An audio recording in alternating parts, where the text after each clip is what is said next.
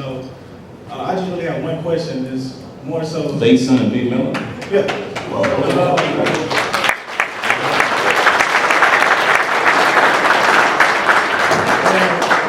of my favorite songs.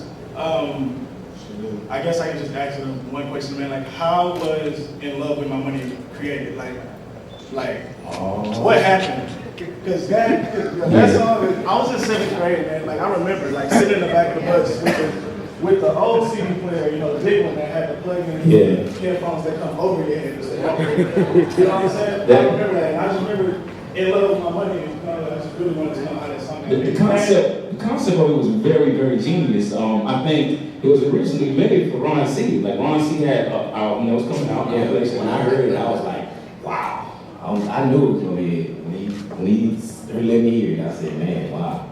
Yeah, so it was really made for him, and it was on his project. And then what happened was, at the time when me and Paul were supposed to be doing our album, Paul, I think, didn't like the beat because he thought it was like a West Coast beat or something. It sounds kind of like West Coasters or something. He's like, man, I ain't no screw, blah, blah, blah. Let me let you know, Paul used to be so on to screw music. I used to hate screw music, I ain't gonna lie. You know what I mean?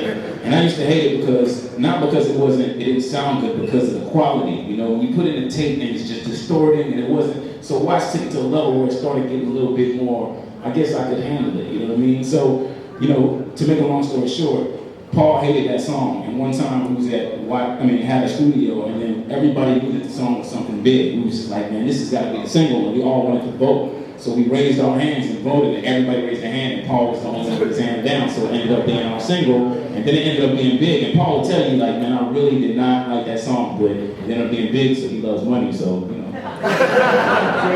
Great choice. Yeah, great choice, man. Truth be told, honestly, no, for real, they don't know this because they worked at the studio. And I bought a lot of Swishahouse artists, as some of y'all know. Thanks, Watts. Thanks, Ron. I used to rap a little bit, and the dude that ran my record company, those all my beats, and he gave them all to Paul Wall, Chamillionaire. So "In Love With My Money" is a track that was on one of my albums that never got out. Wow, I didn't know that. You didn't know that.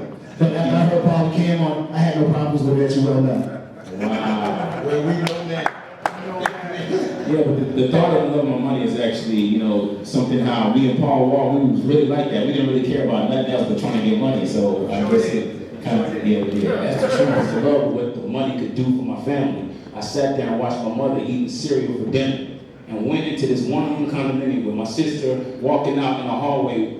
You know, bums was using the bathroom, doing the number 2 right in front of my door. And I was like, man, I gotta get up out of here. And I was in love with getting my mother out of that environment. It was never about getting a chain or none of that. So when people say, oh, you want a Grammy, that stuff doesn't matter. The Grammy is still under the fish tank in my house. I never even took it out of the box.